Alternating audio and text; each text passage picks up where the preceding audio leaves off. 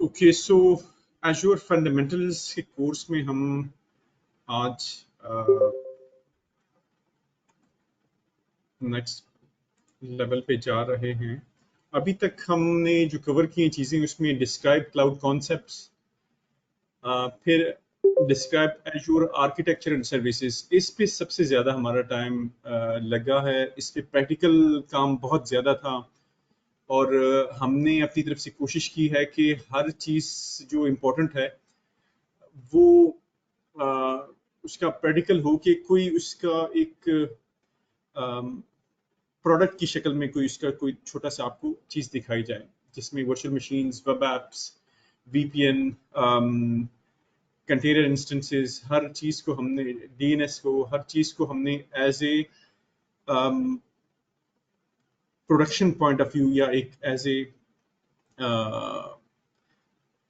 Main environment में कैसे use हो सकता है, तो उस रिलेटेड हमने सारे सेशंस किए। अब ये सेशन हमारा जिसमें सबसे ज़्यादा पॉइंट्स हैं 35 to 40 का, वो अब कंप्लीट हो चुका है। इसमें आखिरी जो है हमारे स्टोरेज और आइडेंटिटी सर्विसेज थे। अब जो है हम नेक्स्ट सेशन पे जा रहे हैं, जो कि है Azure management and governance section, और इसमें 30 to 35% मार्क्स हैं। इसमें जो सबसे इम्पोर्टेंट है, दो मैं कह सकता हूँ कि सबसे इम्पोर्टेंट है, एक इस वीक में है, एक नेक्स्ट वीक में है। आज का सेशन जो है वो इम्पोर्टेंट है, इसमें कॉस्ट से रिलेटेड जो है डिस्कशन होगी। अब कॉस्ट जो है वो क्यों, कॉस्ट मैनेजमेंट इन एज़्योर। अब कॉस्ट मैनेजमेंट क्यों इम्पोर्टेंट है? कॉस्ट मैनेजमेंट इसलिए इम्पोर्टेंट है कि जो क्लाउड सर्विसेज हैं सारी की सारी, AWS हो गया, एज़्योर हो गया, GCP हो गया, बाकी मुख्तलिफ बड़े हैं क्लाउड प्रोवाइडर्स, तो उनकी जो बिल आता है, जो इनवॉइस आती है, जो जिस तरीके से कॉस्टिंग इसकी होती है, तो वो अच्छी खासी कम्प्लेक्स है, तो उसको समझना बहुत इंपॉर्टेंट है। अब मैं अगर अपनी कंपनी का जिक्र करूं तो मुझसे अक्सर हमारे CEO या बाकी मैनेजमेंट के पूछ लेते हैं कि यार हम कितना स्पेंड अपने सर्विस पे कर रहे हैं, कितना क्लाइंट्स पे कर रहे हैं, मुझे जरा थोड़ी सी उसकी इन्फॉर्मेशन दे दो। तो मैं उनको कहता हूँ कि अप्रोक्सीमेटली जो है, लेट्स से हम $1000 जो है अपने सर्विस पे स्पेंड कर रहे हैं, $2000 जो है वो क्लाइंट की सर्विस पे स्पेंड कर रहे हैं। तो अप्रोक्सीमेट क्यों कॉस्ट में देता हूँ, क्योंकि जो एज़्योर की कॉस्ट है वो कैलकुलेट होती है अगर किसी एक दिन जो है, किसी एक मंथ जो है बैंडविड्थ मेरी ज्यादा यूज हो गई, तो वो एज़्योर की कॉस्ट जो है, मैं अगर मेरी अगर 1000 आ रही है तो शायद ये 1200 हो जाए, 1300 हो जाए, तो मेरी तो अप्रोक्सीमेट कॉस्ट होती है। आप महीना खत्म होने से पहले कॉस्ट नहीं बता सकते कि इस मंथ मेरी क्या कॉस्ट होगी, अप्रोक्सीमेट दे सकते हैं इसमें।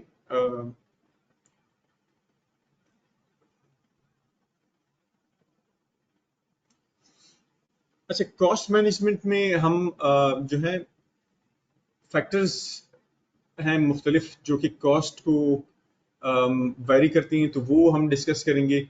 टोटल कॉस्ट ऑफ ओनरशिप जो है, इसको माइक्रोसॉफ्ट ज़रा इम्पोर्टेंस देता है और इससे रिलेटेड क्वेश्चंस भी आते हैं। TCO के वो एज़्योर कंपेयर कर रहा होता है कि अगर आपका ऑन प्रेमिसेस होता तो आपको कितनी कॉस्ट पड़ती, और अगर आप एज़्योर में हैं तो आपको कितनी कॉस्ट पड़ती। तो उस लिहाज से उन्होंने कैलकुलेटर्स भी बनाए हुए हैं। लेट्स से आपकी ऑर्गेनाइजेशन है, तो इनफैक्ट इसको डिटेल में डिस्कस करते हैं।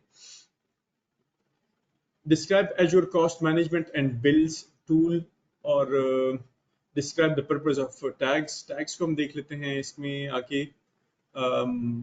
फर्दर भी हैं, फिर गवर्नेंस से रिलेटेड भी चीज़ें हैं। अच्छा, कॉस्ट मैनेजमेंट को फिलहाल हम स्टार्ट करते हैं। कुछ तो फ्री सर्विसेज है हमारे पास, जैसे कि मैं रिसोर्स ग्रुप को बनाता हूँ। अगर आपको याद हो, रिसोर्स ग्रुप हर सेशन में आके हमने कोई एक आध रिसोर्स ग्रुप बनाया है, जिसमें हम फिर अपने वर्चुअल मशीन बनानी है या बाकी सर्विसेज बनानी है, तो वो हमारा एक रिसोर्स ग्रुप होता है। एक लॉजिकल एक लॉजिकल ग्रुप होता है जिसमें हम फिर अपनी सर्विसेज ऐड कर सकते हैं। ग्रुप्स, रिसोर्स ग्रुप्स, जैसे कि कोई IT का ग्रुप हम बना लें, कोई बिलिंग अकाउंट्स का बना लें, कोई प्रोजेक्ट से मुख्तलिफ हर एक क्लाइंट का अलग से कोई रिसोर्स ग्रुप बनाना है, तो वो हम डिवाइड कर सकते हैं रिसोर्स ग्रुप में अपना एजूर का इंफ्रास्ट्रक्चर जो है एक बिलिंग ट्री के अंदर। बिल सबका एक आएगा, लेकिन अलग अलग उसमें रिसोर्स ग्रुप होंगे और उस लिहाज से चीज़ें डिफाइन की जा सकती हैं। वर्चुअल नेटवर्क बन सकते हैं, अप टू 50 आप फ्री बना सकते हैं। लोड बैलेंसर ऐड करते हैं, वो फ्री होगा। उसमें जब आपका ट्रैफिक गुजरेगा तो उसकी कॉस्ट होती है। एजूर एडी बेसिक हमने जो कल पढ़ा है, उसमें एजूर एडी बेसिक हमारी फ्री है, उसकी कोई कॉस्ट नहीं है। यूज एडी बनाएं, यूजर्स बनाएं, उसमें उसको टेस्ट करें, यूज करें, उसकी कोई कॉस्ट नहीं है। जब आप उसमें उसको साथ कोई रिसोर्स कुछ असाइन करते हैं तो वर्चुअल मशीन या और कोई, तो उसकी फिर कॉस्ट होती है। नेटवर्क सिक्योरिटी ग्रुप्स हैं जो कि फायरवॉल सी है हमारी, वो उसकी कोई कॉस्ट नहीं है। फ्री टियर वेब एप्स, अच्छा वेब एप्स जो हैं उसमें अप टू 10 जो है हम फ्री टियर में हम बना सकते हैं। और ये एक लिंक है जिसपे फ्री सर्विसेज जो हैं हमारी वो हम देख सकते हैं। मैं अगर आपको दिखाऊं,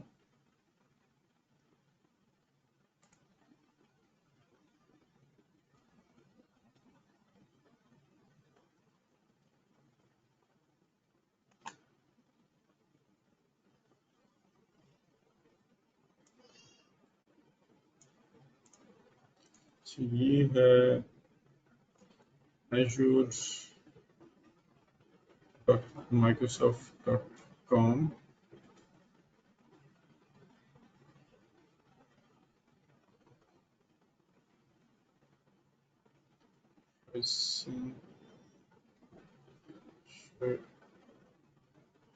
फ्री सर्विसेज ये आ गया। तो इसमें जो फ्री सर्विसेज हम यूज कर सकते हैं उसकी डिटेल्ड इंफॉर्मेशन है। ये कुछ वर्चुअल मशीन्स हैं B1 जो कि बहुत लो है, मेरे ख्याल में 1 GB 1 CPU और शायद 7 GB की स्पेस है उसमें। तो विंडोज के लिए तो पॉसिबल नहीं है, लेकिन उन्होंने लिखा हुआ है लिनक्स के लिए पॉसिबल है। अप टू 12 मंथ जो है वो आप फ्री यूज कर सकते हैं। एसक्यूएल डेटाबेस है, उसमें जो उनका 250 GB S0 इंस्टेंस उसको कहते हैं, वो आप फ्री यूज कर सकते हैं अपने 12 मंथ्स। तो और वेब एप्स हैं वो 10 वेब या मोबाइल या API 1 GB स्टोरेज वाला जो है वो आप फ्री यूज कर सकते हैं। और फंक्शंस हैं, फंक्शंस आप बनाते हैं, फंक्शंस आपका कॉस्ट नहीं करता कुछ भी। जब फंक्शंस पे रिक्वेस्ट आते हैं, जब वो उसके उसको उसकी प्रोसेसिंग होती है तब उसकी कॉस्ट आती है। तो वो अप टू 1 मिलियन रिक्वेस्ट जो है वो फ्री होता है।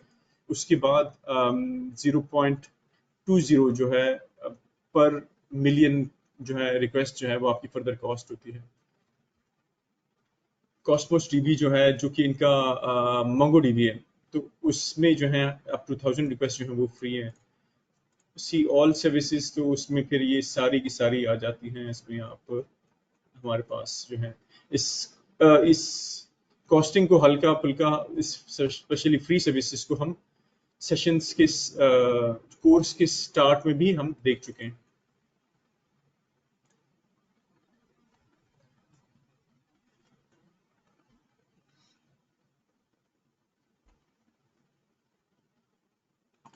फंक्शन जो है अप टू 1 मिलियन फ्री है। उसके बाद 0.20 पर मिलियन कॉस्ट है। लॉजिक एप्स हैं और बहुत सारी हैं। स्टोरेज है। अच्छा, ये कॉस्ट जो है पर यूजेज, हमारे पास ऑप्शंस हैं मुख्तलिफ। कुछ ऐसी सर्विसेज हैं जिनकी कॉस्ट जो है वो यूजेज के लिहाज से, कुछ की ऐसी है कि उनकी कॉस्ट जो है वो लेट्स से आप क्रिएट करते हैं उसका साइज जो है उसके लिहाज से। जैसे कि हम यहाँ पे देखें तो फंक्शंस हैं, तो फंक्शंस हम यूज करते हैं तब उसकी कॉस्ट होती है।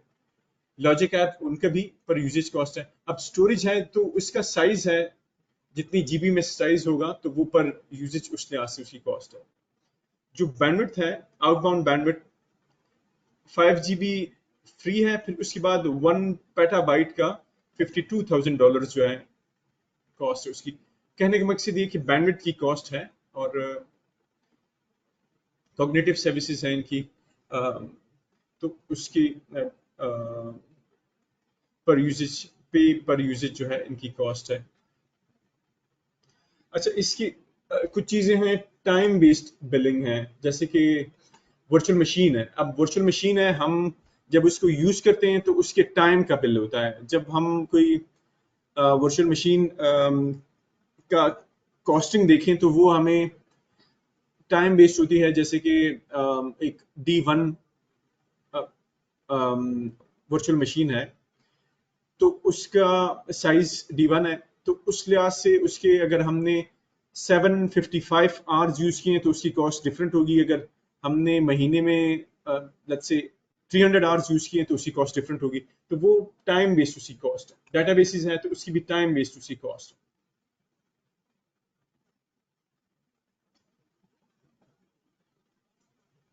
अगर टाइम बेस्ड कॉस्ट है तो अगर हम उस वर्चुअल मशीन को स्टॉप कर दें तो हमारी कॉस्टिंग जो है वो बंद हो जाएगी, हमें बिल आना उसका बंद हो जाएगा। हमें सिर्फ उसकी जो हार्ड डिस्क है उसका स्टोरेज का बिल आएगा, जो वर्चुअल मशीन है उसकी कॉस्ट बंद हो जाएगी। तो हम कर सकते हैं ऐसे कि वर्चुअल मशीन को स्टॉप कर दें और उसकी बिलिंग स्टॉप हो जाए।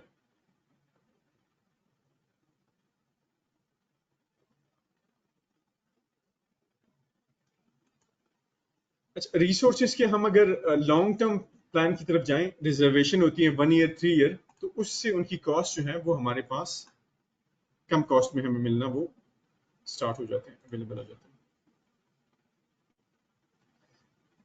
अच्छा, ये जो अभी हमने डिस्कस किया थोड़ा सा, मैं एज्योर प्राइस कैलकुलेटर में इसको हम देख लेते हैं।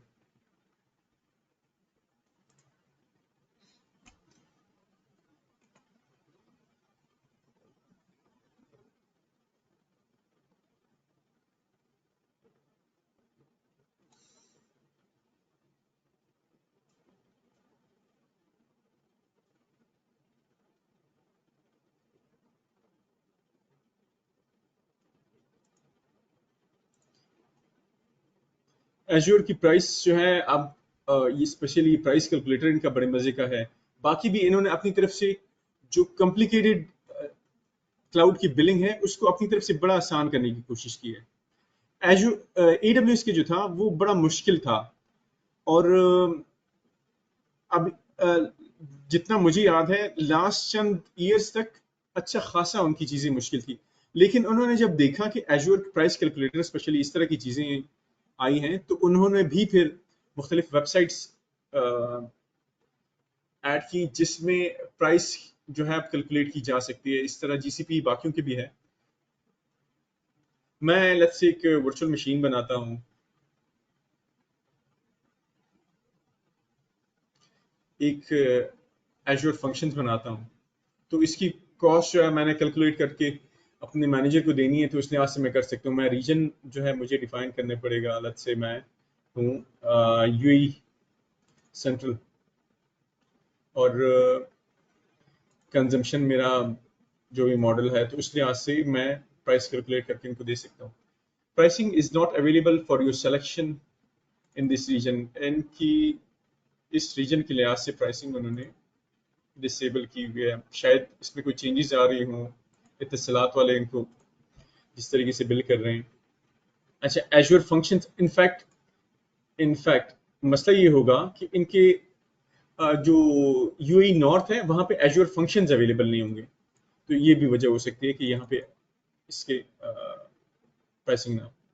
हाँ, फंक्शंस का। अच्छा, मैं कर लेता हूँ UK साउथ कर लेता हूँ, तो यहाँ पे फंक्शंस अवेलेबल हैं। मुझे बता रहा है कि 1 मिलियन एग्जीक्यूशन फ्री है, और the first 400 GBs of execution and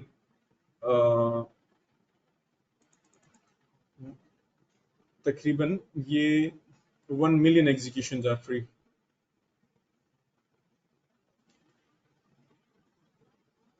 अच्छा, मैं अगर इसका जो साइज है वो मेंशन कर देता हूँ, मुझे इतने एग्जीक्यूशंस करने हैं execution time in milliseconds, इतने मेरे मिली सेकेंड्स में टाइम में मेरे इतने मेरे 100 एग्जीक्यूशन आएंगे। लेट्स से मेरे आते हैं 1000 एग्जीक्यूशन आते हैं, 10,000।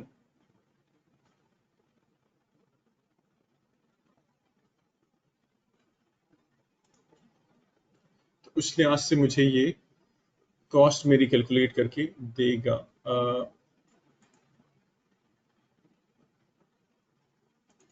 अच्छा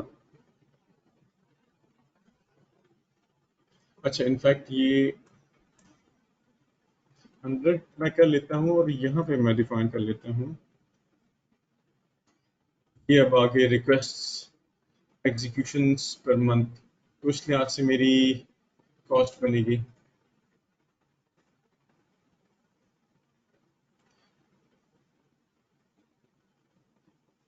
मैं अगर मेमोरी साइज इतना बढ़ाता हूँ, मैं 512 वाला कर देता हूँ, तो इस लिहाज से मेरे इस पे कॉस्ट पे फर्क पड़ेगा। अच्छा, ये एजूर फंक्शंस का हो गया, सिंपल है ये। इसमें प्लेटफॉर्म एज ए सर्विस है हमारा, तो इसमें इतनी ज़्यादा मुझे जो ऑप्शंस नहीं है फर्दर, सिर्फ एग्जीक्यूशंस हैं, मेमोरी है, मैं ये कर सकता हूँ, बाकी इसके अलावा चेंज नहीं कर सकता। जो वीएम है, वीएम में मैं ईस्ट यूएस है, मैं यहाँ पे ये यूएई सेंट्रल वाला कर लेता हूँ, विंडोज कर लेता हूँ, ओएस प्राइसिंग टियर है, basic, standard, category, computer optimise, F series, band, general purpose कर लेता हूँ मोस्टली। डी, अब डी सीरीज में मैं डिफाइन कर D1 का हम देख रहे थे, इसका एक मैं ये कर लेता हूँ।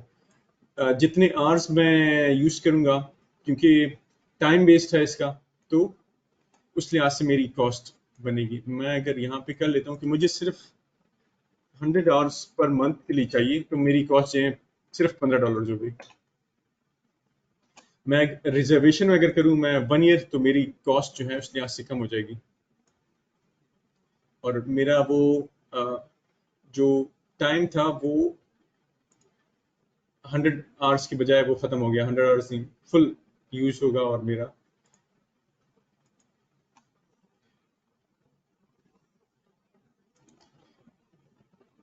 रिजर्व इंस्टेंस सेविंग्स प्लान, इसमें हाइब्रिड बेनिफिट का है। ये हम डिस्कस कर चुके हैं ऑलरेडी। हाइब्रिड बेनिफिट में जो विंडोज का लाइसेंस है, तो वो हमारी तरफ से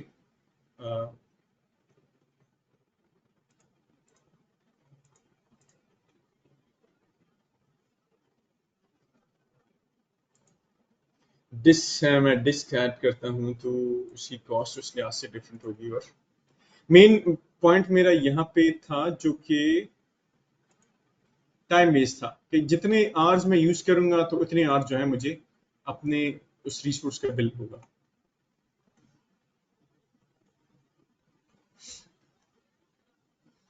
ये एक और वेबसाइट है, इनकी प्राइसिंग डिटेल्स क्लाउड सर्विसेज, तो इसमें मैं प्रिडिक्ट करना चाहूँ कि पर मंथ मेरी कॉस्ट क्या बनेगी। अ, तो उस लिहाज से एक ये भी टूल है।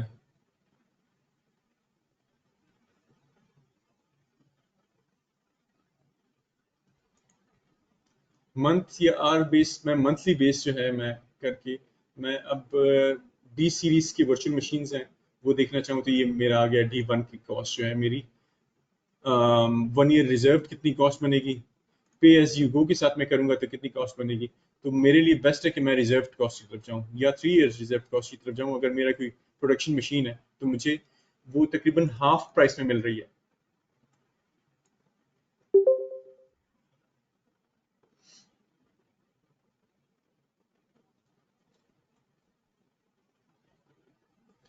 डॉलर इसके बजाय मैं इसमें करूँ करोना, कोरिया, अच्छा कोरिया का वॉन, तो उसमें मुझे प्राइसेस हैं मिल जाएंगी। रुपी नहीं होगी, इंडियन रुपी है, पाकिस्तानी रुपी का कोई हाल नहीं है, वो यहाँ पे नहीं है। अच्छा,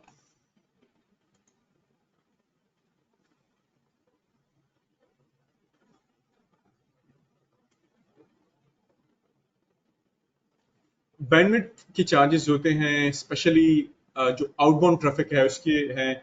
इनबाउंड ट्रैफिक आप एजूर की तरफ चीजें अपलोड कर रहे हैं, उसकी कॉस्ट नहीं है। और अब ये आउटबाउंड कॉस्ट जो है वो डिपेंड करता है रीजन पे।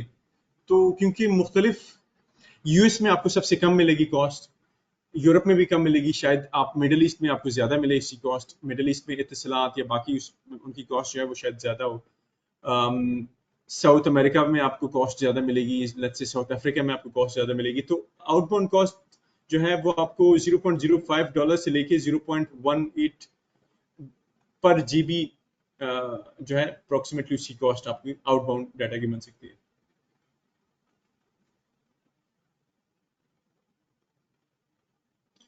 अच्छा, अब हम जो कॉस्ट में एक ऑप्शन था, total cost of ownership, TCO, cost of ownership, total cost of ownership, इसकी तरफ हम देख रहे हैं।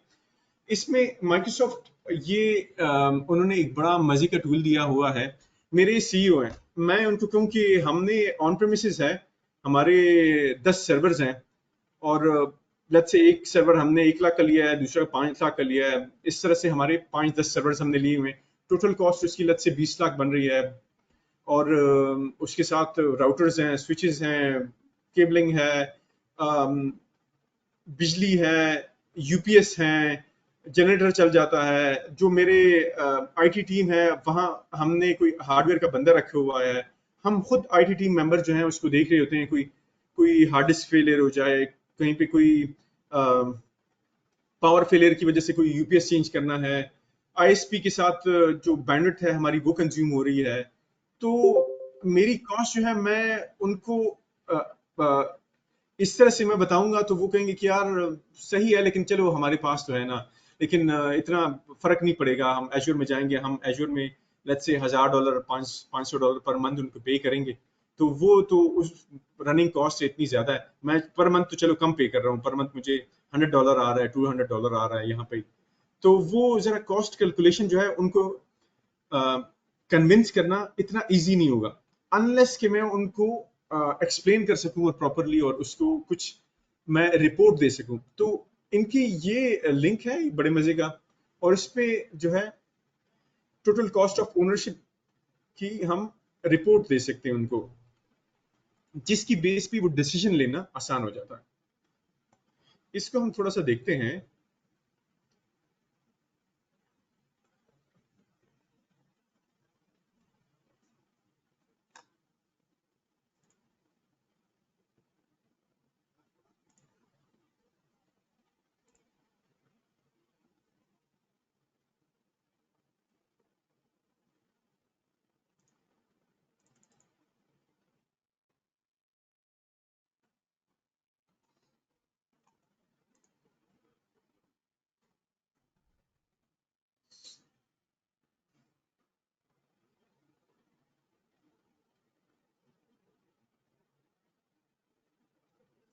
अच्छा, ये एक टूल है विजिट की शक्ल में, डिफाइन वर्कलोड्स हम इसमें करते हैं, एडजस्ट एजम्पशंस जो हैं वो इसमें हम आपके हमारा जो सर्वर्स हैं उन पे इलेक्ट्रिसिटी कॉस्ट कितनी आ रही है, बाकी कुछ चीज़ें अप्रोक्सीमेट कॉस्ट हम उसमें, फिर आखिर में हमें एक रिपोर्ट मिल जाती है।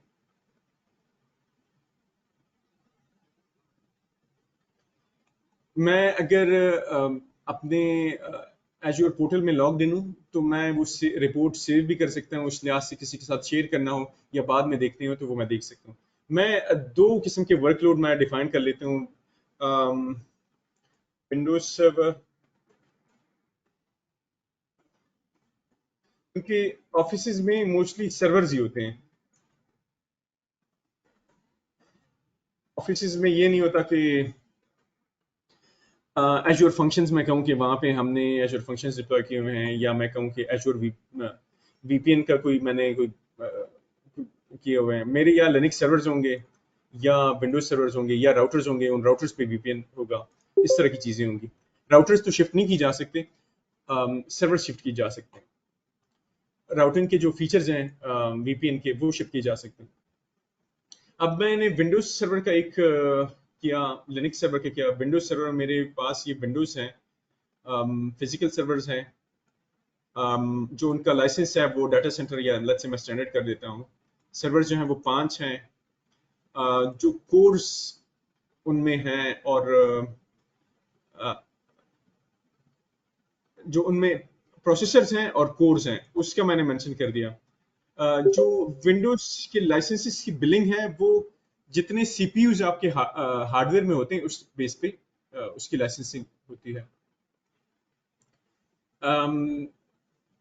कंप्यूट बाय सीपीयू, मेमोरी, अच्छा जीपीयू अगर उसमें है तो वो मैं मेंशन कर दूंगा। मैं सिंपल कर लेता हूँ, जीपीयू सीपीयू इस तरह की चीजें इसमें नहीं है। और 64 जीबी की रैम है, लेट्स से सबकी 5 सर्वर्स हैं, सबकी 64 जीबी रैम है। अब मैं ये डिफाइन कर सकता हूँ, अगर मेरे मल्टीपल हैं तो मैं उस लिहाज से कुछ के 8 जीबी हैं, कुछ के 10 जीबी हैं, कुछ की 128 जीबी हैं, तो वो अलग अलग मैं फिर उस लिहाज से बना सकता हूँ। लिनक्स सर्वर्स हैं, मैं लिनक्स के 5 सर्वर्स हैं, उनका भी कोर्स इसके मैटर नहीं करते, लेकिन लेट्स से रैम तो 1 जीबी नहीं हो सकती, रैम उसकी लेट्स से 32 जीबी हर एक की। लिनक्स ज़्यादा रैम खाता नहीं है, तो मैं और कोई मैंने डिफाइन करने हो तो नीचे मैं डिफाइन कर सकता हूँ। तो मैंने जरा अपने सर्वर्स यहाँ पे डिफाइन कर लिए। फिर डेटाबेस के सर्वर्स है मेरे एसक्यूएल सर्वर, अगर मेरे कोई डिप्लॉयड है तो वो मैं डिफाइन कर सकता हूँ। यहाँ पे मैं कर लेता हूँ एसक्यूएल सर्वर, और मेरा लेट्स से एक है एसक्यूएल सर्वर स्पेसिफिक हमने रखा हुआ है डेटाबेस सर्वर, तो उसके मैं यहाँ पे चीज़ें मेंशन कर देता हूँ। स्टोरेज है, स्टोरेज मैंने रखा हुआ है एक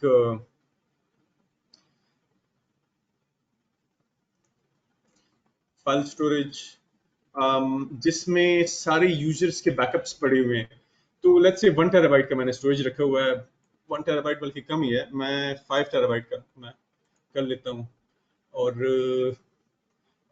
बैकअप्स का 1 टेराबाइट है, आर्काइव के लिए 2 अलग भी हमने रखे हुए हैं। मैं नेटवर्किंग के आउटबाउंड बैंडविड्थ है मेरी, में वो 100 जीबी जो है मेरी बैंडविड्थ यूज होती है, तो उसका मैंने मेंशन कर दिया। अब मैं वर्कलोड डिफाइन कर लिया, अब आगे उसकी कुछ एजम्पशंस हैं जिसकी बेस पे हम फर्दर अपने ऑन प्रेमिसेस हमारे क्या हो रहा है तो वो चीज़ें हम कर रहे हैं। हम एज्योर हाइब्रिड बेनिफिट जो है वो यूज़ करना चाहेंगे या नहीं चाहेंगे, वो मैंने मेंशन कर देता हूँ कि हाँ हम वो यूज़ करना चाहेंगे। उससे मेरी लाइसेंस की कॉस्ट 82% जो है मेरी कम होगी। हाँ, 40% ऑन वर्चुअल मशीन्स और up to 82% on Azure reserve virtual machines, तो मेरी कॉस्ट बचेगी। मैंने ये इनेबल कर लिया है, जियो रिडंडेंट मुझे चाहिए तो वो मैं इनेबल कर सकता हूँ, कॉस्ट में मुझे फिर ये कैलकुलेशन इसकी हो सकेगी। वर्चुअल मैं फिलहाल सिंपल रखता हूँ, वर्चुअल मशीन कॉस्ट जो है enable this calculator to not recommend B series virtual machine, सही है, बी सीरीज वाले ना दिखाओ, वो तकरीबन फ्री होते हैं। अच्छा, मेरी इलेक्ट्रिसिटी की कॉस्ट क्या है, तो $1 पर किलोवाट कॉस्ट है। अब ये इस बेस पे खुद से ही कि हमारे 10 सर्वर्स हैं तो उस लिहाज से हमारी कितनी बिजली यूज होगी, तो वो एक अप्रोक्सीमेट कॉस्ट जो है वो उस लिहाज से कर सकते हैं। तो ये कॉस्ट जो है मैंने जो वापडा की यूनिट्स हैं उस लिहाज से मैं अपनी अगर किलो वाट आवर कॉस्ट अगर कैलकुलेट करना चाहूँ तो मैं अपना इस पे वर्कआउट करके वो यूएसडी में कन्वर्ट करके मैं कर सकता हूँ। फिलहाल मैं 1 ही रखता हूँ जो डिफॉल्ट यहाँ पे चीज़ें की गई हैं। स्टोरेज की कॉस्ट अगर मेरी मुख्तलिफ है वो मैं यहाँ पे मेंशन कर सकता हूँ। आईटी लेबर जो है, एक बंदा है, 2 बंदे हैं, 3 बंदे हैं, हमने रखे हुए हैं, कोई कोई ना कोई ऑब्वियसली उस ऑफिस में होगा कि वो सर्वर डाउन ना हो। अब उसमें मेरे वेब सर्वर चल रहा है, रात को ऑफिस में कोई है नहीं, सर्वर मेरा डाउन हो गया, मैं ना किसी को कॉल कर सकता हूँ कि यार सर्वर अप करो, मेरे क्लाइंट्स मुझे कॉल कर रहे हैं, सीईओ ने मुझे कॉल की कि यार हमारा ईमेल सर्वर क्यों बैठा हुआ है, तो मैं उनको कहूंगा कि सर वो तो बिजली नहीं है। तो वो कहेंगे कि यार ये क्या बात हुई, तो ईमेल सर्वर हमारा इसलिए नहीं कि हम बिजली ना हो तो बस उसको बंद कर दें, तो आप उसका कोई मैयर लें, आप फिक्स करें, चीजें ठीक करें। अब मैं उनको कहूंगा कि सर बेफिक्र हो जाए सर, मैं करता हूँ, मैं अभी कर देता हूँ। मैं जल्दी जल्दी से थोड़ा थोड़ा जाऊंगा गाड़ी में बैठ के और ऑफिस जाऊंगा, जनरेटर ऑन करके या ऑन करूंगा। तो वहां पे कोई बंदा होना चाहिए, 24 आवर्स बंदा होना जो है इजी नहीं है ऑफिस में इस तरह से रखना। अम, और ये एटीट्यूड बड़ा अजीब सा है जब हम ये करते हैं, स्पेशली हमारे जो पाकिस्तान में हम नेटवर्क के हैं। मैंने खुद इसी तरह से सारी जिंदगी हमने यही इसी तरह गुजारी है। हम सीव करते थे कि सर कोई मसला नहीं है, बस अभी जाके हम फिक्स कर लेते हैं। तो अभी जाके क्यों फिक्स करें, उसके उनको हम बताते हैं कि लॉन्ग टर्म हम उसकी प्लानिंग करें, उसको फिक्स करें, बजाय इसके कि मैं अपने ऊपर उसकी रिस्पॉन्सिबिलिटी करूं। मैं कहूं कि यार मुझे कहा जाए कि मैंने यूपीएस का ख्याल नहीं रखा या मैंने जनरेटर में तेल नहीं डाला। मेरा तो काम नहीं है ये कि मैं जनरेटर में तेल डालूं।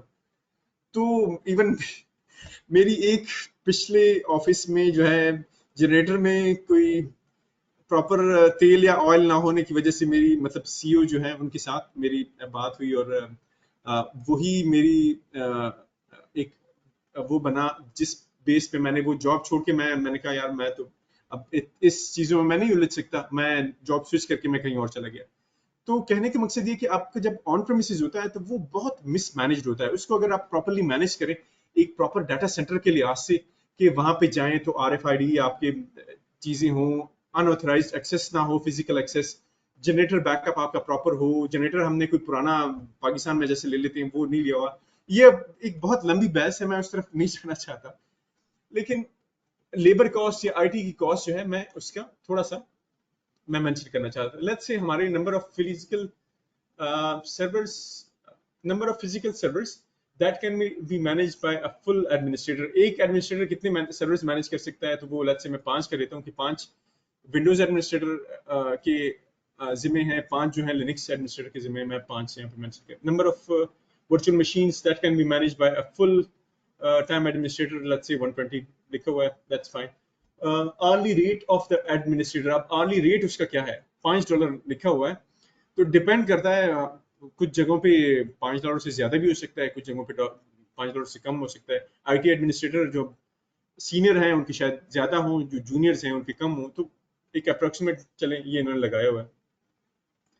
हार्डवेयर की कॉस्ट है मेरे पास, फिर ये सॉफ्टवेयर की कॉस्ट है, मैं वहाँ पे सॉफ्टवेयर यूज कर रहा हूँ, उसकी डाटा सेंटर विंडोज लाइसेंस है, इसकी कॉस्ट है। लिनक्स की अगर कोई कॉस्ट मैं पे कर रहा हूँ।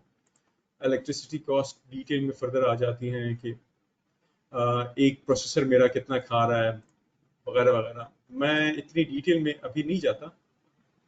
और डेटा वेयर हाउस की कॉस्ट है, ऑब्वियसली मेरा कोई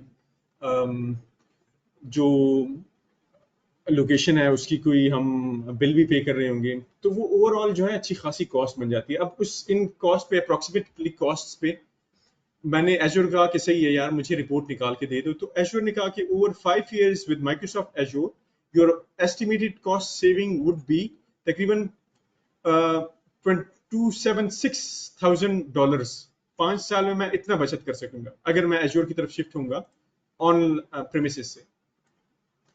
ऑन प्रेमिसेस में मेरे हार्डवेयर में मसले मसाइल भी आएंगे, चीज़ें भी होंगी, सारी कॉस्ट मिला के अगर मैं ऑन प्रेमिसेस पे रहता हूँ तो ये देखिए मेरी कॉस्ट की ग्राफ किधर जा रही है। अगर मैं एजूर पे शिफ्ट कर लेता हूँ तो मेरी ये ग्राफिक जो कॉस्ट की लाइन है तो वो मेरी बहुत सस्टेन रहेगी, बहुत कंट्रोल में रहेगी। टोटल ऑन प्रेमिसेस 5 ईयर और टोटल ऑन प्रेमिसेस एजूर में जो 10 सर्वर मैं लेके जा रहा हूँ उसकी टोटल कॉस्ट ये 5 साल की मुझे ये कॉस्ट दिखा रहा है।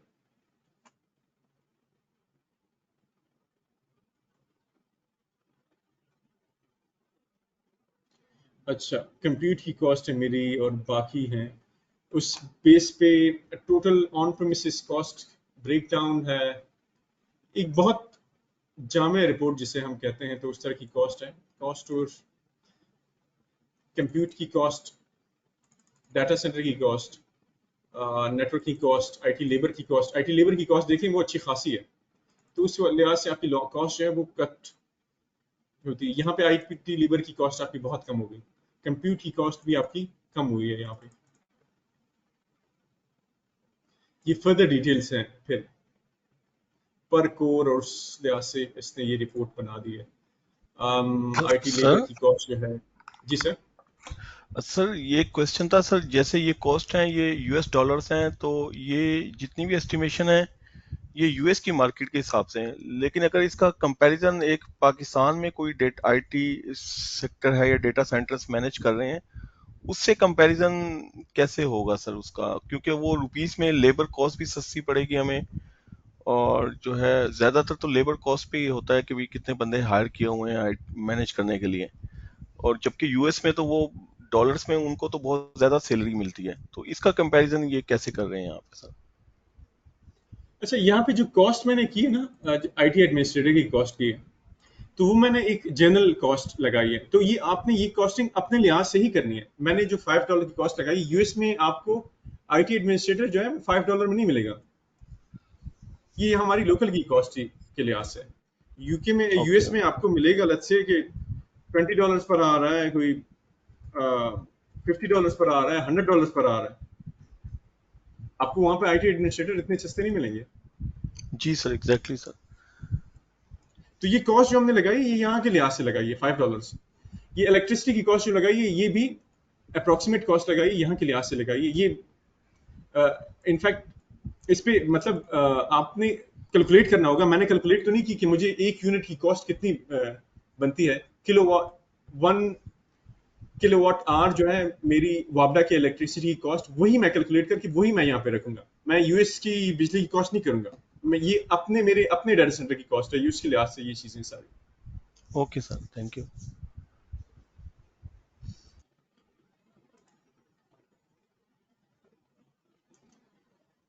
वो हमारे ऑन प्रेमिसेस में, हमारे प्रेमिसेस में, हमारे ऑफिस में, हमारे जिस भी कंट्री के लिहाज से हूँ उस लिहाज से हमारी कॉस्ट थी। वो ये एक रिपोर्ट बन के, मैं अब सीईओ को अपनी ये रिपोर्ट जो है मैं भेज सकता हूँ। तो वो ईमेल में ओपन करेंगे उसको कि यार असद ने एक रिपोर्ट भेजी है, मैं देख लूँ।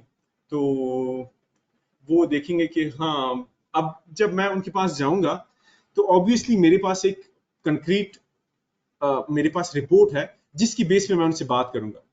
तो वो जो है मुझे इतनी जो बात करेंगे तो वो अ, एक लॉजिकल बात हो सकेगी हमारी, और ऐसे नहीं होगी कि एजम्पशंस पे बात हो।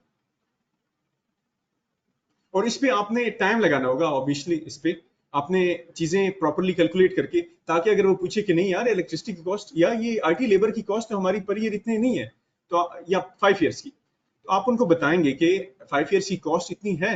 पाकिस्तान में मिनिमम आप लें तो लेट्स से आपको 40-50 हज़ार जो है मिनिमम, कोई ऑफिस में रखने वाला बंदा 30 हज़ार मिनिमम, जो कि जनरेटर ऑन करे, सिर्फ जनरेटर ऑन करने का काम हो, बाकी आपके डाटा सेंटर की सफाई सफाई करने का काम हो, तो वो इतना आपसे कॉस्ट ले लेगा।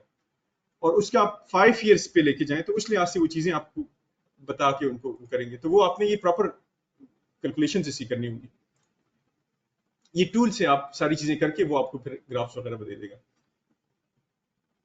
टाइम फ्रेम 1 ईयर का करना है, बाकी और चीजें।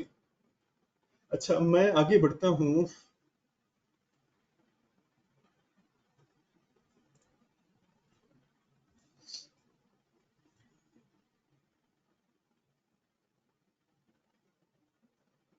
एज्योर कॉस्ट मैनेजमेंट की तरफ हम जाते हैं। एज्योर में जो बिलिंग का है एक पूरा सेक्शन है, तो वहां पे हमें सारी के कॉस्ट क्या है, कॉस्ट प्रिडिक्शंस क्या है, जो मैंने सर्वर्स बनाए हैं, 2-3 सर्वर मैंने क्रिएट कर दिए। अब 2-3 सर्वर मैंने तो अपने लिहाज से कि $100 के क्रिएट कर दिए। उसके साथ जो है कोई स्टोरेज डिवाइस छोटी सी ऐड करनी, मैंने कहा यार इतना कॉस्ट नहीं आएगी।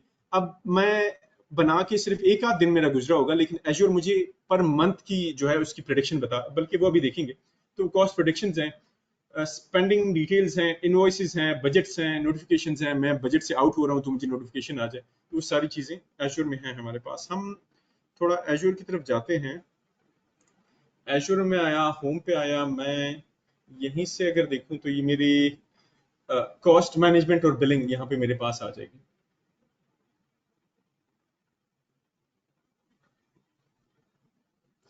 और मैं इसको देख सकता हूँ कि मेरी जो अमाउंट ड्यू है, या टोटल अमाउंट मैंने यूज कर ली है इनवॉइसेस मेरे, तो उस लिहाज से क्या क्या हो रहा है, तो वो चीजें मुझे नजर आ रही हैं। अपकमिंग इनवॉइसेस जो है, नेक्स्ट मेरी इनवॉइस आ रही है तो वो $89 की आ रही है। और ब्लॉक स्टोरेज जो है, वीपीएन जो है, उसने मेरी इतनी कॉस्ट ली, और उस लिहाज से मेरी जो कॉस्टिंग है, this month top products charges, इस मंथ जो है मैंने कुछ ब्लॉक की चीज़ें बनाई थी उसकी कॉस्ट मुझे ज़रा ज़्यादा पड़ रही। मैं फर्दर डिटेल्स देखना चाहूँ तो डिटेल्स यहाँ से देख सकता हूँ। ये स्पेंडिंग फॉर फोरकास्ट मुझे दिखा रहा है कि करंट चार्जेस मेरे इतने हैं और आगे फोरकास्ट जो है वो मेरा $286 तक जा सकता है। डिटेल्स मैंने फर्दर उसकी देखनी है तो मैं देख सकता हूँ। तो एज्योर में मुझे बहुत डिटेल मुझे चीज़ें मेरे पास हैं कि मैं उसके यहाँ से देख सकूँ और उसके यहाँ से प्रेडिक्ट कर सकूँ, और मेरे पास बजट मुझे अलाउड है भी इतना, यानी कि मैं ये चीज़ें कर सकूँ। तो ग्राफिकल व्यू में मुझे चीज़ें मिल रही हैं।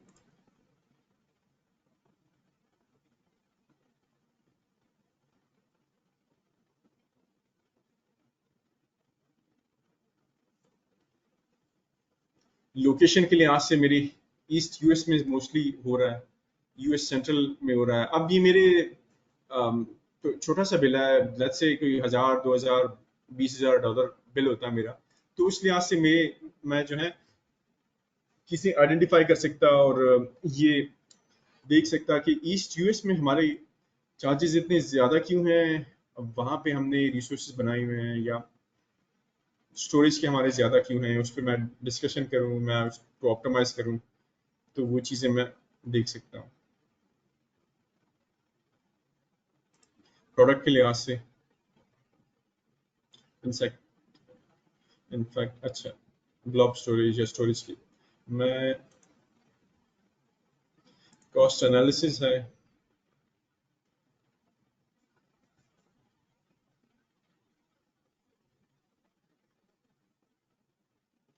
कॉस्ट अलर्ट्स हैं,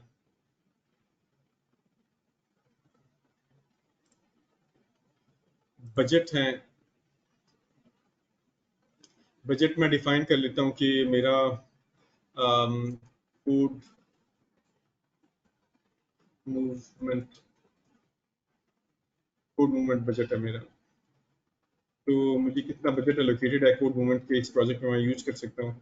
मंथली बजट है, um, और बजट की अमाउंट मेरे पास मैं $100 करता हूँ, उससे ऊपर मैं जाता हूँ तो ये मुझे कोई अलर्ट आए ज़रूर, तो वो मैंने यहाँ पे ऐड कर दिया।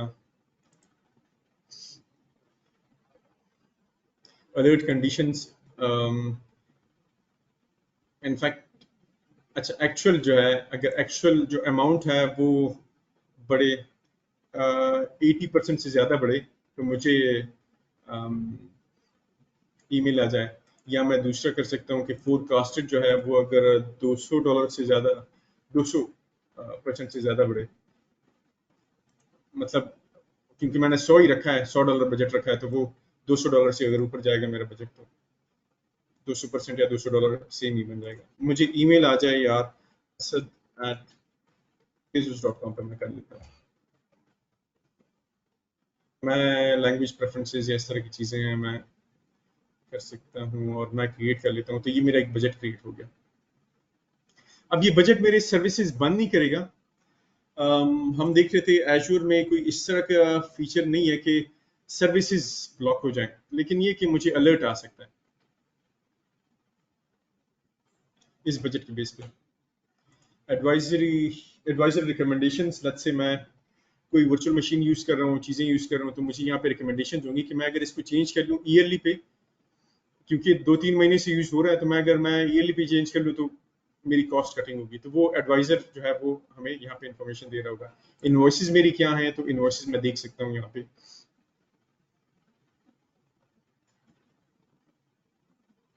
मेरा इनवॉइस है, लेट्स से ये $100 का है, ये आया है, इसमें क्या क्या है, तो वो मैं देखना चाहूँ तो मैं यहाँ से देख सकता हूँ कि मेरी कंप्यूट की कॉस्ट है D2V2 सीरीज की वर्चुअल मशीन की, और ये टाइम पीरियड था तकरीबन महीना मैंने यूज़ किया, तो उसकी $39 मुझे कॉस्ट आ गई। बाकी बड़ी कॉस्ट किसकी है, बाकी ये है मुझे ये एश्योर कुबरनेटीज की सर्विसेज थी, उसकी बैकएंड पे उसकी जो चीज़ें चल रही थी, तो वो उसकी कॉस्ट है। तो मेरा ये एक मैं अगर ये डाउनलोड करना चाहूँ तो ये इनवॉइस मैं डाउनलोड कर सकता हूँ।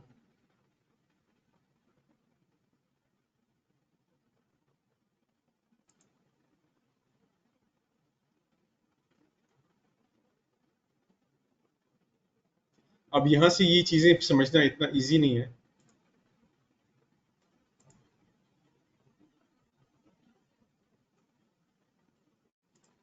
तो वो प्राइस कैलकुलेटर जो है वो प्राइस कैलकुलेटर इनफैक्ट कॉस्ट जो हमारा अ, अब ये मुझे बिल आएगा। अब बिल में जो है मैं मुझे कुछ आइडिया नहीं हो रहा कि मेरे चार्जेस जो हैं ये क्या हो रहा है। अगर मैं सिर्फ इस बिल की बेस पे डिसीजन लूं कि यार मैं कैसे इस बिल को एक $100 है या $1000 है, ये तो ज्यादा है, और मेरे कंप्यूट के चार्जेस हैं $71 हैं, तो ये कैसे। स्टोरेज की क्या मतलब है, स्टोरेज मेरी कॉस्ट, मैंने तो कोई ब्लॉब नहीं यूज किया या ये नहीं यूज किया या डेटाबेस का, कौन सी डेटाबेस मैंने यूज किया, नेटवर्किंग का किस किस्म की नेटवर्किंग, $19 नेटवर्किंग की, ये किस चीज के। तो फिर मैं उस लिहाज से वो वहां से डिटेल उसकी देख सकता हूँ।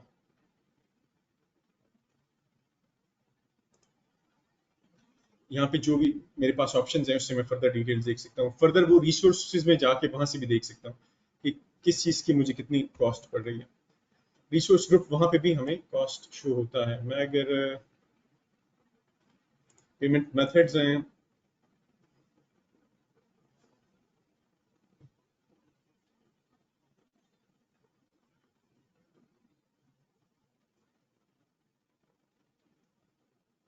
कार्ड को यूज किया गया है, प्रॉपर्टीज हैं।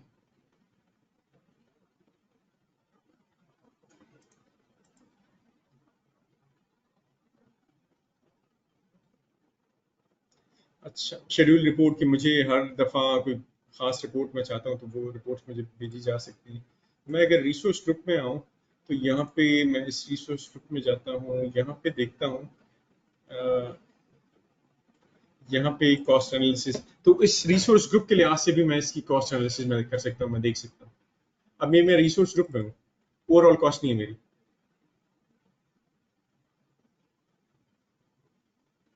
तो उस रिसोर्स ग्रुप के लिहाज से मुझे ये कॉस्ट दिखा रहा है। इसमें चीज़ें मैं डिलीट कर चुका हूँ, लेकिन ये था कि कुछ चीज़ें जो हमने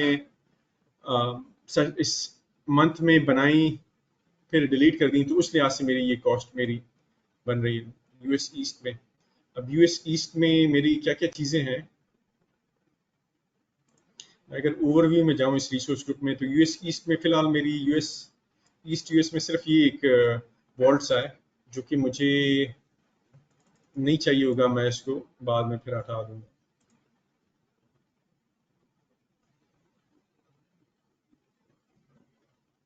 तो जो आपने अगर अम, किसी आईटी टीम को या किसी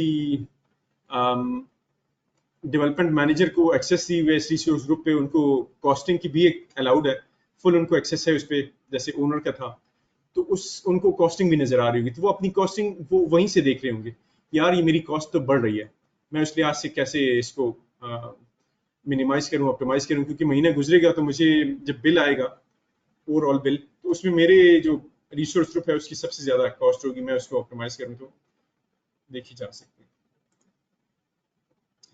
मैं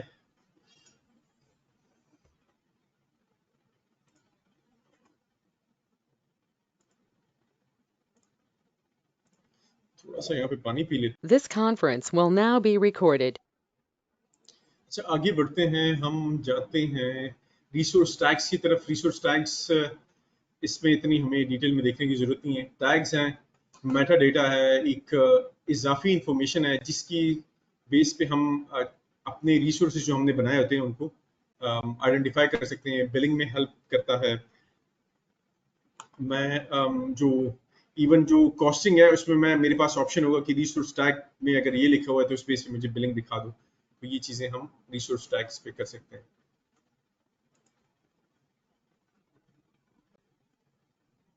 गवर्नेंस एंड कंप्लायंस में आगे हम हैं कि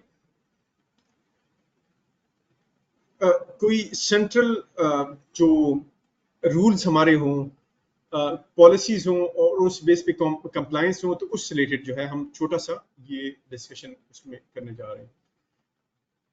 इतनी ज्यादा डिटेल्स इसकी नहीं है, लेकिन इसमें क्या हो सकता है कि कंपनी के मेरे रूल्स हैं जो कि पूरी कंपनी पे होने चाहिए। जैसे कि एक रूल है कि मेरे कंपनी के सारे रिसोर्सेज यूएई में बनने चाहिए, क्योंकि हमारी कंपनी जो है वो मिडल ईस्ट और पाकिस्तान बेस्ड यूजर्स हैं, उनको हम कर रहे होते हैं। दूसरा मेरा है कि मेरा जो भी रिसोर्स बने, वर्चुअल मशीन बने, बाकी कुछ हो, तो उसके बैकअप जरूर होने चाहिए। तो अब ये एक रूल है, ये मुझे इम्प्लीमेंट करना है।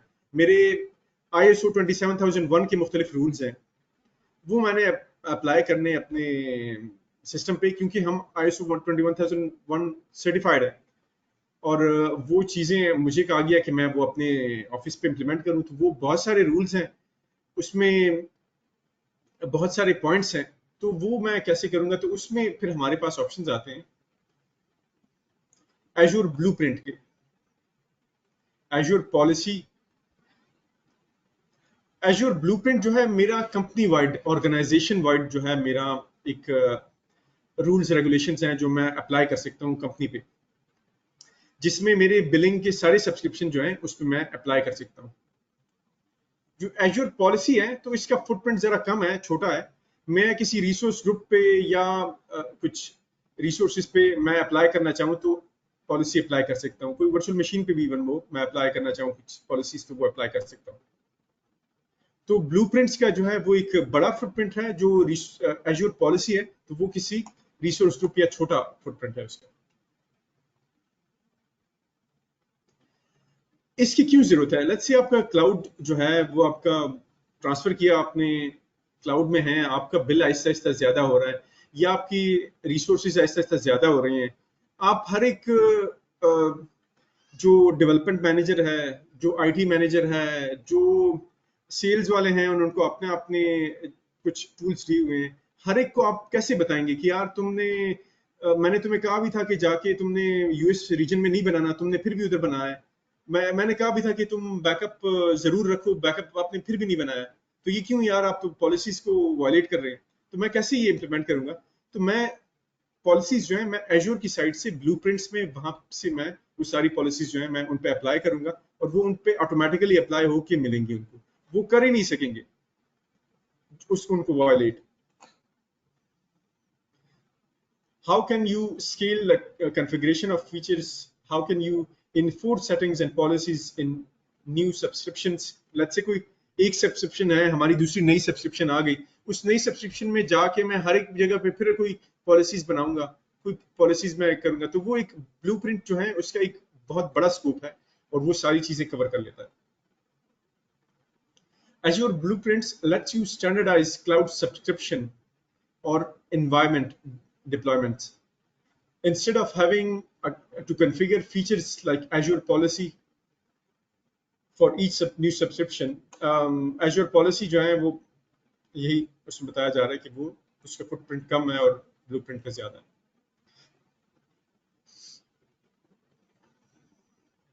Each component in the blueprint definition is known as artifact. उसमें जो उसकी क्लॉज हैं, उसके कंपोनेंट्स हैं, वो जो है उनको आर्टिफैक्ट्स कहते हैं। ये नेमिंग कन्वेंशन है एजूर की, उन्होंने इसको दिया हुआ है।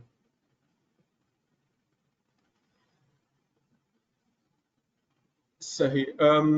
ब्लूप्रिंट की डेफिनेशन हम करते हैं, फिर उसकी असाइनमेंट करते हैं। डिफाइन किया जाता है पहले ब्लूप्रिंट, और उसको फिर अप्लाई किया जाता है। इसकी ज्यादा डिटेल्स नहीं है, हम इसको ब्रीफली हम देखेंगे। आर्टिफैक्ट्स के बारे में है कि रोल असाइनमेंट उसमें कर सकते हैं, policy assignment, resource groups, ARM templates. ARM template जो है वो नेक्स्ट सेशन में हम इसको जरा कवर करेंगे। इजी है, कोई इतना मुश्किल नहीं है। तो हम एजूर ब्लूप्रिंट्स का एक जनरल सा स्ट्रक्चर है, तो वो हम यहाँ पे मेंशन कर रहे हैं। रोल बेस्ड कंट्रोल जो है वो इसमें हम डिफाइन कर सकते हैं। रोल बेस्ड कंट्रोल जो है एक्टिव डायरेक्टरी वाले जो है वो चीजें हम डिफाइन कर सकते हैं। पॉलिसी डेफिनेशंस डिफाइन कर सकते हैं, और ARM टेम्पलेट्स डिफाइन कर सकते हैं, और उसकी बेस पे हमारे ब्लूप्रिंट्स बनते हैं, और उन ब्लूप्रिंट्स को हम डिप्लॉय करते हैं या उसको असाइन करते हैं मुख्तलिफ सब्सक्रिप्शंस को, subscription A, subscription B, subscription C। तो एक दफ़ा हमारे वो ब्लूप्रिंट्स बन गए हैं, कंपनी की पॉलिसी बन गई है, तो उनको बड़ा इजी है मुख्तलिफ सब्सक्रिप्शन पे असाइन करके बस वो यूज होना वो स्टार्ट हो जाते हैं। एजूर पॉलिसी पे जाने से पहले मैं थोड़ा सा इसके ब्लूप्रिंट का हम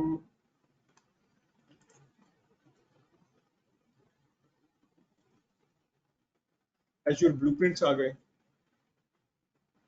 मैं यहाँ पे कोई ब्लूप्रिंट मैं क्रिएट कर देता हूँ। मैं इसमें अगर देखूं तो यहाँ पे मेरे पास इवन बने बनाए भी हैं कॉमन पॉलिसीज, कुछ इसमें है, वो पॉलिसीज मैं देख के अपने लिहाज से मॉडिफाई कोई ऐड करना है, रिमूव करना है, तो यूके ऑफिशियल्स की कोई पॉलिसी है, आईएसओ 27001 की पॉलिसी है, वो मैं सेलेक्ट कर लेता हूँ। बनी बनाई चीज है, दैट्स गुड। हमारी कंपनी जो है आईएसओ 27001 सर्टिफाइड है। मैं उसको नाम दे देता हूँ कि मेरी कोड मूवमेंट। अच्छा, इसमें एक तो ये है कि ये पॉलिसीज या आईएसओ 27001 तो आपका काम नहीं है, इसमें आपको कंफ्यूज होने की इस लिहाज से जरा जरूरत नहीं है कि ये किसी एक बंदे का काम नहीं है। जो ये आईएसओ 27001 सर्टिफाइड कंपनी बनाने के लिए एक्सपर्ट्स होते हैं, अलग से टीम होती है, या अलग से कोई मेंबर आपका होगा जो रिस्पॉन्सिबल होगा कि आपका ये आईएसओ 27001 सर्टिफाइड करे, और उसके साथ डिस्कस कर सकते हैं। आपकी जो ब्लू प्रिंट है उसका मुख्तलिफ चीजें आप डाउनलोड करके उसके साथ डिस्कस करना, या एजूर में उसको दिखा के आप डिस्कस कर सकते हैं उसके साथ। तो इसमें ज़्यादा कंफ्यूज होने की जरूरत नहीं है, कोई मसला नहीं है। यहाँ पे मैं डिफाइन कर सकता हूँ कि किस पे अप्लाई हो। मेरी ये सब्सक्रिप्शन पे मैंने अप्लाई कर दिया। नेक्स्ट है आर्टिफैक्ट्स हैं। आर्टिफैक्ट्स ये इसके जो मैंने मेंशन किया कि पॉलिसी बेस्ड मुख्तलिफ आर्टिफैक्ट्स हैं, जिसमें रूल बेस्ड एक्सेस कंट्रोल हो सकते हैं। बाकी ऑप्शन है मेरे पास, ARM के हो सकते हैं, पॉलिसी बेस्ड हो सकते हैं। तो यहाँ पे जो देखो तो मोस्टली पॉलिसी बेस्ड है। Deploy log analytics agent for Linux VMs. जो भी लिनक्स वीएम बनेगा उसमें लॉग एनालिटिक्स एजेंट जो है वो उसका उसके ये पॉलिसी जो है ये डिफाइन होगी, वो बनेगा उसके लिए। अलाउड स्टोरेज अकाउंट इसके यूज, और बाकी मुख्तलिफ हैं। मैं कोई मॉडिफाई करना है तो उस लिहाज से मॉडिफाई कर सकता हूँ। सेव ड्राफ्ट कर सकता हूँ, लेट्स से मैंने सेव कर दिया बाद में यूज़ करने के लिए, और मैं ये क्लोज कर देता हूँ। मैं ब्लूप्रिंट्स अपने देखूँ तो ये मेरा ब्लूप्रिंट बन रहा है इसका आईएसओ 27001 का, और मैं फिर अपने उस पर अप्लाई करना हो तो मैं उसको अप्लाई फिर करा सकता हूँ। ये मेरा बन गया। और पब्लिश वर्जन इसका मैं V1.0 कर लेता हूँ, और नोट्स पेस्ट करके मैं इसको पब्लिश कर लेता हूँ। और लेट्स से ये मैंने ये अपने इस सब्सक्रिप्शन एज्योर सब्सक्रिप्शन 1 जो मेरी सब्सक्रिप्शन है बिलिंग, उस पर अप्लाई कर दिया, तो वो जो भी रिसोर्सेज में बनेंगे तो वो इस ब्लूप्रिंट के अंदर। तो इजी है इतना, इसमें चीजें नहीं है। ये कि आपको हर एक जो आर्टिफैक्ट है वो डिटेल में देखना पड़ेगा कि उसमें क्या क्या है, और आपको चाहिए भी नहीं चाहिए। तो उस लिहाज से अगर कुछ मॉडिफिकेशन करनी है तो अपने लिहाज से करके उस लिहाज से इम्प्लीमेंट कर सकते हैं। मैं आगे बढ़ता हूँ, पॉलिसीज की तरफ जाते हैं। एश्योर पॉलिसी जो है ये ऑर्गेनाइजेशन स्टैंडर्ड्स को इम्प्लीमेंट करने का एक दूसरा तरीका है, और कंप्लायंस जो है इससे भी अचीव किए जा सकते हैं। इसके एग्जांपल ये हैं कि लोकेशन बेस्ड पॉलिसी बना सकते हैं, बैकअप पॉलिसी बना सकते हैं, सिक्योरिटी पॉलिसी बना सकते हैं। और इन जो ब्लूप्रिंट्स हैं इसमें देखें तो इसमें पॉलिसीज डिफाइन की जा सकती हैं, इसमें ARM टेम्पलेट्स डिफाइन किए जा सकते हैं, इसमें rule based access controls define किए जा सकते हैं। तो इस लिहाज से और अप्लाई भी सब्सक्रिप्शन लेवल पे किया जाता है। तो इसका इस लिहाज से फुटप्रिंट एक बहुत बड़ा है। जो पॉलिसीज हैं तो उसका फुटप्रिंट जो है वो छोटा है। मैं अभी आपको उसका दिखा देता हूँ। इसमें हम मुख्तलिफ किस्म की पॉलिसीज बना सकते हैं, और जो कि यहाँ पे हमने मेंशन की हुई है। मैं अगर देखूं पॉलिसीज का, तो मैं आपको इजी करके दिखा देता हूँ। रिसोर्स ग्रुप में मैं जाता हूँ, और इस रिसोर्स ग्रुप में मेरी कोई ये रिसोर्स ग्रुप में इसमें देखूं, यहाँ पे पॉलिसीज हैं इसकी। असाइन पॉलिसी, कोई पॉलिसी मैंने असाइन करनी हो, कोई बनानी हो, तो मैं यहाँ से कि इसके बैकअप्स होने चाहिए। इस रिसोर्स ग्रुप में जो जो चीज़ें बन रही हैं तो बैकअप्स उसके होने चाहिए। तो वो मैं इस तरह से पॉलिसी डिफाइन करके उनको दे सकता हूँ।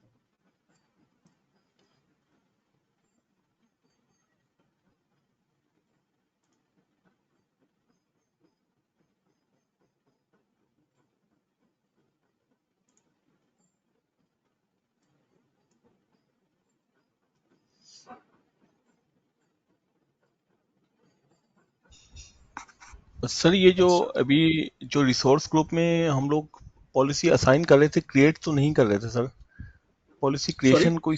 सर रिसोर्स ग्रुप में हम लोग पॉलिसी असाइन कर रहे थे, creation is a separate subject, right sir? जी बिल्कुल। इसमें देखिए, अगर ये एक पॉलिसी है तो यहाँ से मैं जो है इसकी डेफिनेशन या चीज़ें जो है मैं यहाँ से इसके लेके मैं क्रिएट भी कर सकते हैं यहाँ से पॉलिसीज। और मैं अगर करूँ पॉलिसी,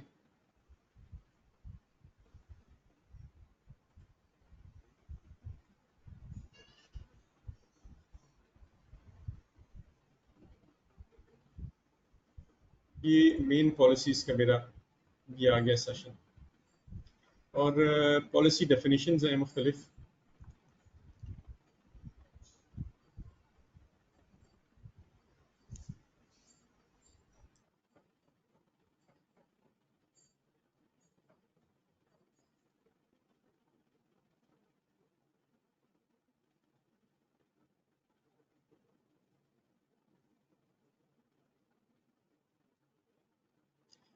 पॉलिसी डेफिनेशंस यहाँ से मैं चीज़ें कर सकता हूँ। बिल्ट इन पॉलिसीज होती हैं वो भी मैं अप्लाई कर सकता हूँ। मैं अगर आपको एक और चीज़ दिखाऊं तो मैं लेट्स से कोई अम, ये डीएनएस की है, इसमें देखते हैं।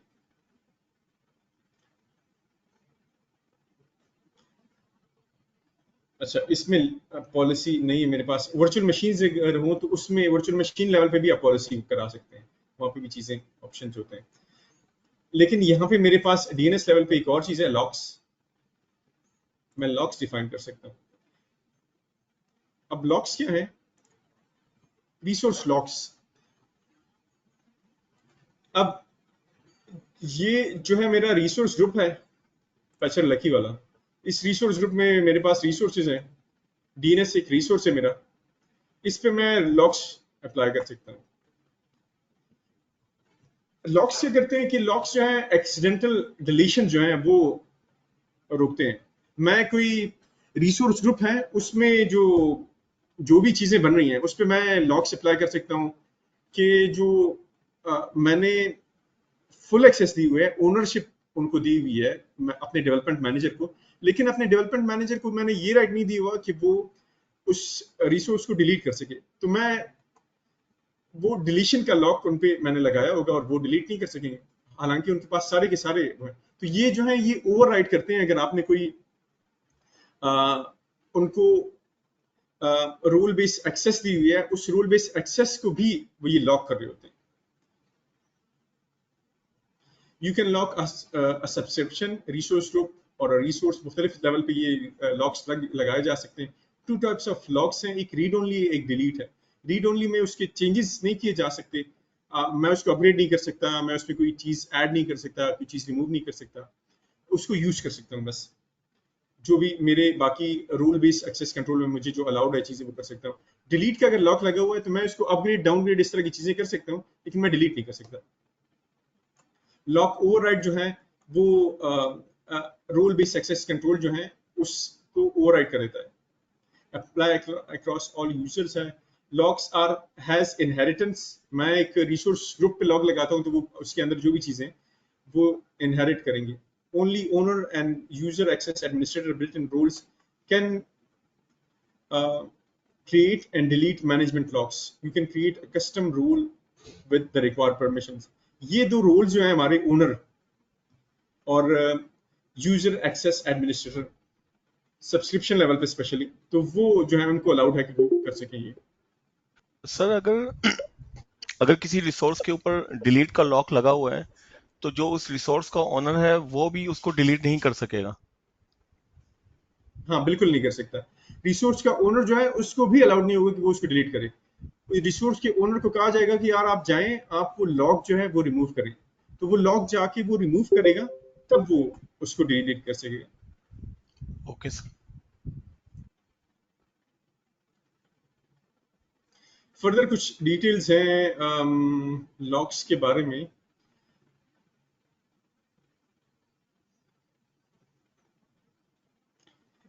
सही तो जब तक वो Azure preserves your resources by deactivating them instead of immediately deleting them. और ये लॉक्स, अच्छा लॉक्स जो है वो सब्सक्रिप्शन कैंसलेशन को नहीं रोकता। अगर आपने सब्सक्रिप्शन कैंसिल करनी है तो उस लेवल पे वो आपकी पूरी पूरी सब्सक्रिप्शन आप उड़ा देते हैं, तो वहां पे फिर वहां से सारी आपके लॉक्स वगैरह सब कुछ फिर खत्म हो जाते हैं, उसको नहीं अप्लाई होते। I cannot delete lock on a storage account doesn't protect account data from deletion or modification. अब लेट्स से आपने एक स्टोरेज अकाउंट है उस पर डिलीट लॉक लगाए हुआ है, तो इसका मतलब ये नहीं है कि उस स्टोरेज अकाउंट के अंदर जो डाटा है वो डिलीट नहीं हो सकता, वो डाटा तो डिलीट हो सकता है। अगर आपने उस पर रीड ओनली लॉक लगाया हुआ है तो फिर जो है इनफैक्ट जरा डिफरेंट होगा मेरे ख्याल में, उसमें भी जो उसके अंदर डाटा है वो आप डिलीट कर सकते हैं, लेकिन वो पूरा का पूरा रिसोर्स जो है वो डिलीट नहीं कर सकते। अगर किसी वर्चुअल मशीन पे मैंने रिसोर्स लॉक लगाए हुआ है तो इसका मतलब ये नहीं है कि उस वर्चुअल मशीन के अंदर जो कोई वेबसाइट है, कोई डेटाबेसेस हैं, वो मैं डिलीट नहीं कर सकता, वो मैं जाके उस वर्चुअल मशीन को फुली यूटिलाइज कर सकता हूँ, वो डिलीट कर सकता हूँ। ये लॉक जो है एज्योर के लेवल पे लगे हुए हैं, ऑपरेटिंग सिस्टम के लेवल पे नहीं लगे हुए, या वो स्टोरेज फोल्डर या फाइल लेवल पे नहीं लगे हुए। तो ये पॉइंट जरा समझना है। Read only lock on a storage account products role based access control assignments scope for a storage account उस पर अप्लाई होता है, रोल बेस्ड अगर आपने कोई एक्सेस दिया हुआ है। A read-only lock on a storage account prevents users from listing the account keys. अगर read-only lock लगा हुआ है तो जो storage account की keys हैं वो उनको नजर नहीं आएंगे। A read-only lock on a resource group that contains an app service plan prevents you from scaling up or out of the plan. अगर read-only lock लगा हुआ है, जैसे कि अगर ऐप सर्विस पे लगा हुआ है, तो वो आप उस ऐप सर्विस को स्केल अप या स्केल डाउन नहीं कर सकते। रिसोर्स लॉक को देखते हैं थोड़ा सा, अगर टाइम मिले इस सेशन में, तो इजी है, कोई इसमें इतनी रॉकेट साइंस है नहीं। ट्रस्ट पोर्टल है माइक्रोसॉफ्ट का, सर्विस ट्रस्ट पोर्टल, और माइक्रोसॉफ्ट परव्यू भी है, तो वहां पे मुख्तलिफ डॉक्यूमेंटेशन है इनकी, जिसमें कंप्लायंस मैनेजर को हेल्प करने के लिए और चीजें देखने के लिए, इवन ऑडिट में कंप्लायंस मैनेजर को आपके उनके लिए मुख्तलिफ ऑप्शंस हैं। ServiceTrust.Microsoft.com Service Trust portal contains details about Microsoft implementation of controls, processes that protect your cloud services and the customer data therein. Compliance managers help you manage your organization's compliance requirements with greater ease and convenience. The Trust documents provide a wealth of security implementation and design. ये compliance manager है, इसको Microsoft Purview भी कहते हैं, और यहाँ पे compliance से related, let's say आपका 27001 compliance है या और कोई compliance है, तो उससे related HIPAA की compliance है और चीजें हैं, तो वो आप यहाँ से manage कर सकते हैं। इसमें आपके पास मुख्तलिफ कैटलॉग्स हैं, डिवाइसेस, ऑडिट से रिलेटेड चीजें हैं वो होती हैं। मैं अगर क्विकली देखूं इसको, मेरे पास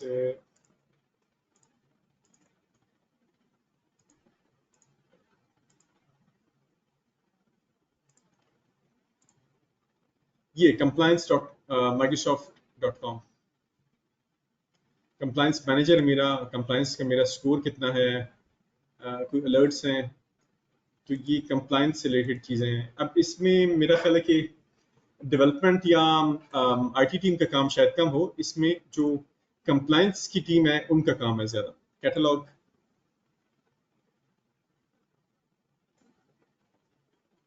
मेरी ऑडिट,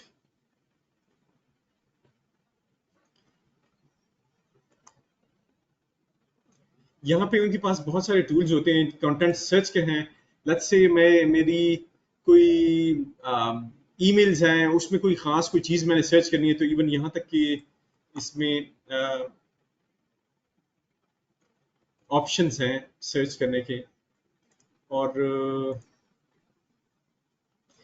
अच्छा, इसमें लॉग्स होते हैं, रिकॉर्ड होते हैं, तो इसका मतलब ये नहीं है कि कंप्लायंस मैनेजर को कोई खुली छूट है, जो भी चीजें हो रही हैं, कोई भी चीज मैं डिलीट नहीं कर सकता जो मेरे लॉग्स हैं इस किस्म के। और यहाँ से जो आपके कंप्लायंस की चीजें हैं, आपने कोई वायलेट की चीजें हैं, तो वो सारी की सारे आपके ऑडिट में आपके निकल आएंगी। आपको ईयरली कोई ऑडिट हुआ तो उसमें आपको बताएंगे कि यार आपने उस टाइम ये क्यों किया, आप तो अलाउड नहीं है कि ये चीजें कर सके। तो वो कंप्लायंस की टीम जो है वो यहाँ से बहुत सारे उनके पास ऑप्शंस होते हैं और सेटिंग्स होती हैं जिससे डिवाइस ऑन बोर्डिंग के, ये माइक्रोसॉफ्ट इन टीम में उससे रिलेटेड चीजें हैं। ऑन बोर्डिंग, ऑफ बोर्डिंग, कोई मैं लैपटॉप ऐड कर रहा हूँ, कोई रिमूव कर रहा हूँ। तो अच्छा, हम इसको इतना डिटेल में देखने की जरूरत नहीं है, हम वो रिसोर्स लॉक्स को देख लेते हैं। लॉक्स, ये डीएनएस वाले रिसोर्स पे देखता हूँ, मैं कोई लॉक लगा दूँ। लॉक का नेम मैं रख लेता हूँ कि डीएनएस या चेंजेस लॉक का। मैं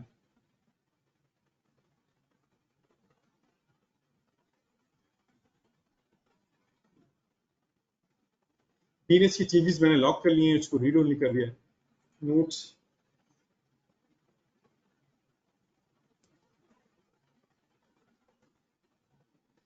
तो मैं जाके करता हूँ इसमें चेंजेस का लॉक मैंने लगाया हुआ है। अब मैं श्योर नहीं हूँ कि इससे डिलीशन का तो लॉक लग गया। मैं जाऊँ इसके प्रीव्यू में और इसको मैं डिलीट इस डीएनएस जोन को करूँ तो वो तो कंफर्म नहीं होगा। देयर आर लॉक्स और this will permanently delete, remove lock मैं करूंगा और तब मैं करना चाहूँ तो मैं कर सकता हूँ। क्योंकि मैं ओनर हूँ तो इसलिए मेरे पास ऑप्शन है कि मैं लॉक रिमूव करके उसको डिलीट कर सकूँ। यहाँ पे मैंने उसका नाम देना होगा। तो ये लॉक लगा होगा, अगर जो भी कोई दूसरा यूजर आएगा तो उसको अलाउड नहीं होगा कि वो डिलीट कर सके। मैं चेंजेस का अगर देखूं, चेंजेस में इसमें मैं कर सकता हूँ या नहीं कर सकता। अब चेंजेस में कंटेंट के चेंजेस मैं श्योर नहीं हूँ कि कंटेंट इसके चेंज किए जा सकते हैं या नहीं। चेंजेस में ये होता है कि यहाँ से मैं उसमें कोई चेंजेस नहीं कर सकता कोई। इनफैक्ट मैं ट्राई कर लेता हूँ, लेट्स से ये आईपी मैंने ऐड कर दी। Fail to create, fail to scope locked है, तो वो लॉक्ड है इसलिए मैं नहीं कर सकता। मैं लॉक हटाऊंगा तब मैं इसमें चेंजेस कर सकूंगा। अब ये लॉक फ्री है, लॉक के कोई चार्जेस नहीं है।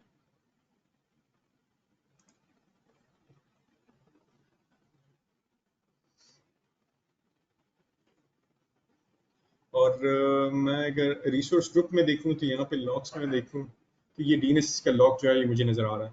तो ये मैं रिमूव करता हूँ तो तब ये अब मैं ओनर हूँ लेकिन मैं उस डीएनएस जोन को डिलीट नहीं कर पा रहा, उसमें चेंजेस भी नहीं कर पा रहा। अब चेंजेस क्यों नहीं कर पा रहा? क्योंकि ये एजोर का सेक्शन है यहाँ पे, इसलिए मैं चेंजेस नहीं कर पा रहा। लेट्स से अगर ये कोई वर्चुअल मशीन होता तो उसके अंदर जो है चेंजेस मैं आरडीपी करके, ऑपरेटिंग सिस्टम लेवल पे उसका कोई कंट्रोल नहीं है, या कोड लेवल पे उसका कोई डेटाबेस है उसके अंदर कोई टेबल है उस लेवल पे उसका कंट्रोल नहीं है। सर ये लॉक लगाते हुए क्या ये ऑप्शन हो सकता है कि जो है ओनर को ऑप्शन हो चेंज करने की, लेकिन इसके अलावा किसी को ऑप्शन ना हो, नहीं या वो तमाम पे लगता है? नहीं, वो तमाम पे लगेगा। ओके। इसमें लॉक्स जो है सिंपल है, इतना कॉम्प्लिकेशन इसमें है नहीं। लॉक्स हैं ओके। दो ऑप्शन मेरे पास, या रीड ओनली या डिलीट। मैं इस पे डिलीट का लॉक लगा देता हूँ, तो मैं डिलीट नहीं कर सकता लेकिन अब चेंजेस इसमें सारी मैं कर सकता हूँ। तो मैं जाके अब जो चेंजेस की हैं अगर वो अप्लाई हो चुकी हैं तो यहाँ पे अगर आके मैं दोबारा वही रिकॉर्ड में ऐड करता हूँ टेक्स्ट का और इसको मैं दे देता हूँ 8.8.8 अप्लाई करता हूँ तो अभी वो रिकॉर्ड ऐड कर रहा है। रिकॉर्ड ऐड हो गया सक्सेसफुली, वो लॉक मैंने हटा दिया। मैं वो टेस्ट वाला ये रिमूव कर देता हूँ क्योंकि गूगल की आईपी पे जा रहा है। मैं ये वाला रिकॉर्ड मैं डिलीट कर देता हूँ वापस। अच्छा, स्कूप जो है मुझे कह रहा है कि यार operation delete is not possible, तो मैं डिलीट नहीं कर सकता उसको।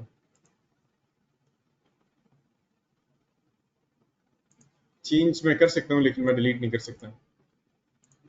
मैं सेव कर लेता हूँ इसको, इसकी कोई आईपी नहीं है फिलहाल। तो आई थिंक यहाँ तक ही है।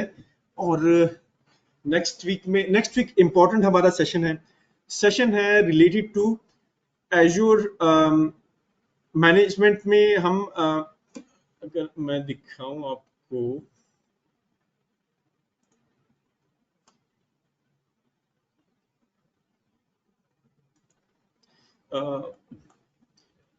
जो कमांड लाइन के टूल्स हैं इनके और बाकी गवर्नेंस के पोर्टल में चीज़ें मुख्तलिफ हैं, उससे रिलेटेड है। तो एजूर की कमांड लाइन की मोस्टली चीज़ें हम स्किप करते आए हैं। कल के जो नेक्स्ट वीक के सेशन है उसमें हम वो कमांड लाइन की जो चीज़ें हैं वो एक्सप्लोर करेंगे, उसका यूज़ देखेंगे। मैंने रिसोर्स ग्रुप बनाना है, वो कमांड से मैं बना सकता हूँ। वीएम है वो मैं कमांड से बना सकता हूँ। बाकी चीज़ें हैं वो कमांड से कर सकता हूँ। बैश स्क्रिप्टिंग है, जो पावर शेल है वो मैं यूज कर सकता हूँ। जो पावर शेल है मैं अपने सिस्टम से, लैपटॉप से, वहां से भी पावर शेल की रिक्वेस्ट में भेज सकता हूँ। एजूर में कोई चीज क्रिएट कर सकता हूँ। इवन आपका जो विजुअल स्टूडियो कोड है वहां से बैश स्क्रिप्ट से चलाए जा सकते हैं। मुख्तलिफ ऑप्शन हैं, मोस्टली कमांड से रिलेटेड जो है हम उसको एक्सप्लोर करेंगे। तो और उसके बाद फिर लास्ट सेशन है जिसमें मॉनिटरिंग है। तो नेक्स्ट वीक जो है ये हमारा कोर्स कंप्लीट हो जाएगा। सही है,